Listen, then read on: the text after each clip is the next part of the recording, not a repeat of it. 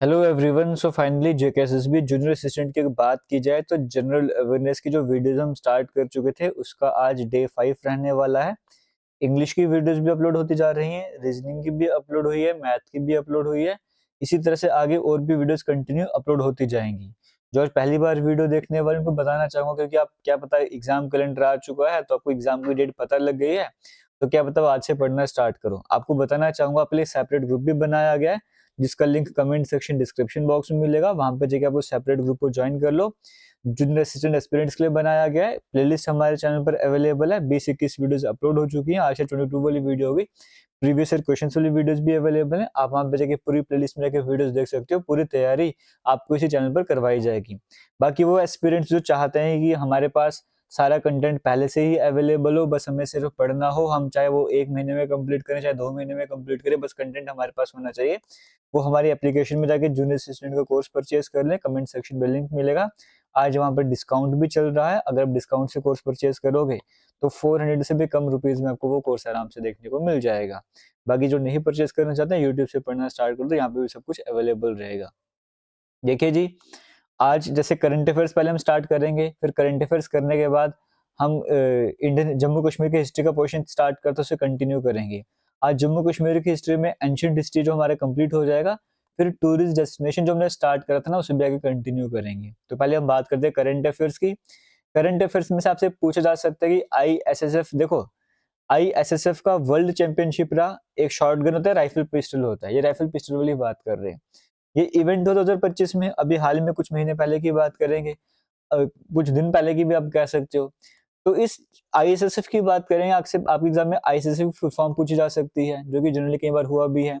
ICC की full form है international shooting sport federation. पहला पॉइंट आपको ये पता होना चाहिए। दूसरा, ये जो वर्ल्ड चैंपियनशिप इसका वेन्यू क्या रहा, हुआ कहाँ पर, ये इजिप्ट में देखने को मिला वेन्यू, ये भी आपको पता होना चाहिए। तीसरा, जो मेडल्स मिले टॉप किसने करा, टॉप 3 आपको पता होना चाहिए। टॉप यहाँ पे करा चाइना ने, फिर साउथ कोरिया, फिर इंडिया का नंबर यहाँ पर आता है। इंडिया का सारा आपको डिटेल पता होना चाहिए। कितने गोल्ड मिले इंडिया को, 3 गोल्ड मिले। 3 के डबल कर लो 6, 6 सिल्वर मिले। 3 की बात आता है 4, 4 ब्रॉन्ज मिले। टोटल इंडिया के 13 मेडल यहाँ पर बनते हैं इस वर्ल्ड चैंपियनशिप की जब हम बात करते हैं। क्लियर हो गया। एग्जाम में पूछा सकता है इंडिया को कितने गोल्ड मिले, कितने सिल्वर मिले, कितने ब्रॉन्ज मिले, टोटल इंडिया को कितने मेडल मिले, इंडिया की रैंकिंग क्या रही, किसी भी तरीके से क्वेश्चन बन सकता है। अब गोल्ड मेडल किसको मिला, सम्राट रैना, रविंदर सिंह, और बाकी मेंस का 10 मीटर जो पिस्टल टीम है उसको देखने को मिला ये। देखो जी, अब आपसे एग्जाम में क्वेश्चन पूछेगा ना कि ये कौन सी स्पोर्ट्स को बिलोंग करते, सम्राट रैना आप एयर पिस्टल आप कैटेगरी होगी तो आप वो टिक कर दोगे। गोल्ड मेडल किसको मिला आपको पता होना चाहिए। किसी भी तरह से एग्जाम में क्वेश्चन बन सकता है। अभी नाम ऐसा है कि आपको ऐसा नहीं लगना चाहिए कि नाम याद करने के लिए मुझे किसी ट्रिक की जरूरत पड़ेगी, नहीं। रिवीजन जो की है, अब बार बार रिवीजन करते जाओ, आपके लिए नाम फैमिलियर हो जाएंगे, फिर आपके लिए इजी बन जाएगा। आपको कुछ भी ट्रिक्स की जरूरत नहीं पड़ेगी। वैसे बड़े कॉमन नाम आपके लिए बन जाएंगे, आप आराम से कवर कर लोगे और आपको सभी नाम याद भी हो जाएंगे। जितना रिवीजन करोगे उतना बेस्ट रहने वाला है। तो गोल्ड मेडल 2 नाम आप याद रखने, आपको एक तो टीम है, 2 नाम, एक सम्राट और एक रविंद्र नाम आपको देखने को मिल रहा है। शॉर्ट में याद कीजिएगा with due respect. Silver medal की बात करेंगे, अनीश नाम याद कर लो, गुरप्रीत, ऐश्वर्य, ईशा, सम्राट और टीम है। तो सम्राट देखे जो सम्राट नाम आपको गोल्ड मेडल में भी देखने को मिल रहा है सम्राट राणा का, और सम्राट राणा का नाम आपको सिल्वर मेडल में भी देखने को मिल रहा है। बाकी अनीश, गुरप्रीत, ऐश्वर्य, ईशा, ये आप इस तरह से आपको नाम याद कर लेने। और ब्रॉन्ज मेडल की बात करेंगे, सिल्वर मेडल में भी ईशा नाम आपको देखने को मिला, ईशा सिंह, और यहाँ पे भी आपको देखने को मिला। फिर एलिवेनिल है और वरुण तोमर, बाकी टीम आपको देखने को मिल रही है। तो कुछ ही नाम आपको याद करने, आराम से कवर कर लेना। नेक्स्ट हमारे सामने कुछ इंपॉर्टेंट मिशन रहे, एक बार हम वो भी कवर कर लेते हैं। जैसे हाल ही में CMS-03 कम्युनिकेशन सैटेलाइट को लॉन्च करा गया था। तो CMS-3 के कम्युनिकेशन सैटेलाइट है, इसरो के द्वारा इसे लॉन्च करा गया था, आपको ये पता होना चाहिए, एजेंसी है। दूसरा निसार, यानी कि निसार की फुल फॉर्म अभी न्यूज में रहा ना, फुल फॉर्म आपको पता होनी चाहिए। ये पहला किसका जॉइंट मतलब आप प्रोजेक्ट बोल सकते हो, मिशन बोल सकते हो, नासा और इसरो का। तो एन से बन गया नासा, आई से बन गया इसरो। बाकी SAR क्या है, सिंथेटिक अपर्चर रडार। तो पूरे निसार क्या हो जाएगा, NASA ISRO synthetic aperture radar mission, full form आपको पता होनी चाहिए। देखो ये अर्थ ऑब्जर्वेशन सैटेलाइट की बात करेंगे, best earth observation satellite system आपको देखने को मिलता है, और वर्ल्ड का पहला dual band radar satellite system आपको देखने को मिलता है।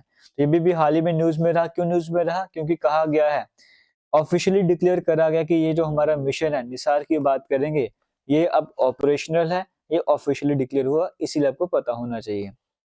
बाकी ओशन सेट की बात करेंगे, ओशन ऑब्जर्वेशन सिस्टम की बात करेंगे, ये भी इसरो के द्वारा है सिस्टम पूरा। और इंडिया जो है अपना पहला कमर्शियल, इंडिया में जो खुद बनाया गया पहला कमर्शियली बिल्ट पीएसएलवी रॉकेट है ना, वही जो है इसे ले जाएगा अगले साल स्पेस में, अगर हम बात करेंगे तो अपना इंडिया का कमर्शियली बिल्ट पीएसएलवी रॉकेट भी न्यूज में रहा। और ओशन सेट क्यों न्यूज में, आपको समझ जाएगा, एग्जाम में क्वेश्चन बन सकता है कुछ भी कैसे भी करके। तो नेक्स्ट CE-20 यानी क्रायोजेनिक इंजन की बात करेंगे, ये भी न्यूज में से ये रहा, क्योंकि ये देखो इंडिया का इंडिजिनियसली डेवलप क्रायोजेनिक इंजन है, जिसको डेवलप करा है इसरो की LPS यानी कि लिक्विड प्रोपल्शन सिस्टम सेंटर के द्वारा करा गया है। और ये जो अपर स्टेज होगी ना LVM-3 रॉकेट की, जैसे गगनयान मिशन की बात करेंगे, वहाँ पे जो प्रोपेलेंट्स प्रोवाइड करने का काम करता है फ्यूलिंग का, वो इस तरह से आपकी हेल्प करने, पावर देने का काम करेगा। तो ये भी हाल ही में न्यूज में रहा, आपको इसके बारे में भी पता होना चाहिए। टेस्टिंग वगैरह की बात करते हैं। नेक्स्ट हमारे सामने ह्यूमन रेटेड विकास इंजन L110 की बात करेंगे। ये प्रोपल्शन की तरह काम करेगा गगनयान मिशन में, और ये न्यूज में क्यों रहा वो समझिएगा। ये अगर गोदरेज एरोस्पेस की बात करेंगे, इन्होंने डिलीवर कर दिया है इंडिया का पहला human rated L110 stage Vikas engine. किसको डिलीवर करा? गोदरेज एरोस्पेस ने डिलीवर करा, Indian space research organisation ISRO को डिलीवर करा था। ये इंजन जो है वो पावर देने वाला जा रहा है LVM-3 लॉन्च व्हीकल को, जो कि इंडियन एस्ट्रोनॉट्स को ले जाएगा गगनयान मिशन के अकॉर्डिंग। तो ये भी इसलिए न्यूज में रहा, आपको इसके बारे में भी पता होना चाहिए। Next important update, Australian open 2025 की बात करेंगे। ऑफिशियल एम साथियों ग्रुप ऑस्ट्रेलियन ओपन देखने को मिला। बैडमिंटन की बात करते हैं, और BWF मतलब बैडमिंटन वर्ल्ड फेडरेशन की बात करेंगे, कैटेगरी आपको देखने को मिली। वेन्यू सिडनी ऑस्ट्रेलिया रहा। विनर्स की कैटेगरी में बात करेंगे, मेन सिंगल में विनर है लक्ष्य सेन इंडिया की तरफ से, और डिफीट करा यूशी तनाका जापान वाले प्लेयर को। और ये इनका पहला टाइटल था 2025 का, और ऐसे ओवरऑल 6th BWF टाइटल इनका देखने को मिलता है, और सेकंड इंडियन थे जो 2025 में इस टाइटल से सम्मानित करा गया। इनसे पहले आयुष सेठी आपको नाम देखने को मिला, यूएस ओपन सुपर 300 में इनका नाम देखने को मिला था। बाकी इस ऑस्ट्रेलियन ओपन की बात करेंगे, वुमेन सिंगल में एनसी यंग है कोरिया से। बाकी मेंस डबल में इंडोनेशिया के हैं, ये आपको करना है कर लो, स्किप करना स्किप कर लो, बट इंडिया का नाम जरूर याद कीजिएगा, ये आपके लिए इंपॉर्टेंट रहने वाला है। नेक्स्ट आपसे पूछ सकते हैं इस बार इंटरनेशनल एमी अवार्ड्स की बात करें, कौन सा इवेंट था? 53rd इवेंट था। टोटल 16 अवार्ड दिए गए थे, और ग्लोबल टेलीविजन स्टोरी टेलिंग की कैटेगरी में दिया जाता है। और आपको 16 याद नहीं भी याद करने, ये 4-5 याद कर लेना। जैसे बेस्ट आर्ट्स प्रोग्रामिंग में कौन विनर रहा? रुचि सकामाटो। किसके लिए? लास्ट डेज के लिए। बेस्ट ड्रामा सीरीज में राइवल्स को मिला। बेस्ट कॉमेडी सीरीज लुडविक को मिला। Best performance by actress Anna Maxwell को मिला, और best performance by actor Oriol Pla को मिला। फिर से बोलूंगा, ये नाम पहली बार सुनते तो हो सकता है कैसे याद करने, बट जब आप बार बार पढ़ते जाओगे ना, आप आराम से इनको कवर कर लोगे। नेक्स्ट COP30 आपसे पूछेगा, जो COP वाला एडिशन था वो कौन सा था? 30 एडिशन था, मतलब conference of the parties to the UNFCCC की बात कर रहे हैं, ये United Nations climate change conference की बात कर लो। इस बार 30 एडिशन था, ये हुआ कहाँ पर? ब्राजील में आपको देखने को मिला इस बार वाला समिट।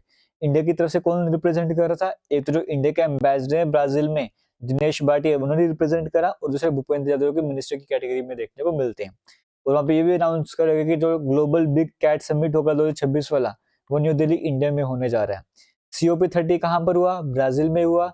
COP31 कहाँ पर होगा? नेक्स्ट एडिशन कब होगा? 2026 में होगा, और टर्की में होने जा रहा है। टर्की में होने जा रहा है, ये भी आपको पता होना चाहिए। अब देखो, ये हमने कुछ आज के इंपॉर्टेंट करंट अफेयर कवर किए। अब हम चलते हैं जम्मू कश्मीर के हिस्ट्री के पोर्शन। एंशियंट हिस्ट्री हम कवर कर रहे थे, लास्ट के वीडियो में हमने पढ़ा रिस्टोर्ड गोलंदा डायनेस्टी वगैरह हमने पढ़ा, पूरी सीक्वेंस हमने सब कुछ कवर करते। इससे पहले भी हमने गोलंदा डायनेस्टी से स्टार्टिंग करी थी। आज हमारा एंशियंट हिस्ट्री का पोर्शन जम्मू कश्मीर का खत्म हो जाएगा। कारकोटा डायनेस्टी की बात करते हैं। इस डायनेस्टी से एग्जाम में क्वेश्चन पूछे जाते हैं। इस डायनेस्टी को नागा डायनेस्टी के नाम से भी जाना जाता है। इसके जो फाउंडर रहते हैं वो दुर्लभ वर्धन रहते हैं, और दुर्लभ वर्धन की बात करेंगे, प्रजन आदित्य के नाम से भी जाना गया, और कई सारे विलेजेस उन्होंने गिफ्ट करते हैं ब्राह्मण्स को। जो भी इंपॉर्टेंट है वो कवर करते रहना, बाकी मैंने ऑलरेडी खुद ही बड़ा कुछ स्किप कर लिया हुआ है। इनकी क्वीन थी अनंग लेखा, इन्होंने बुद्धिस्ट विहार भी बनाया था, जिसका नाम अनंग भवन विहार देखने को मिला। राज तरंगनी का इनके टाइम पे कोई मिलिट्री एक्टिविटी तो नहीं हुई, बट इनके टाइम पे जुआंगजांग की बात करें, उन्होंने कश्मीर को विजिट करा था। ये जुआंगजांग वही है जिन्हें ह्यून सेंग के नाम से भी जाना जाता है।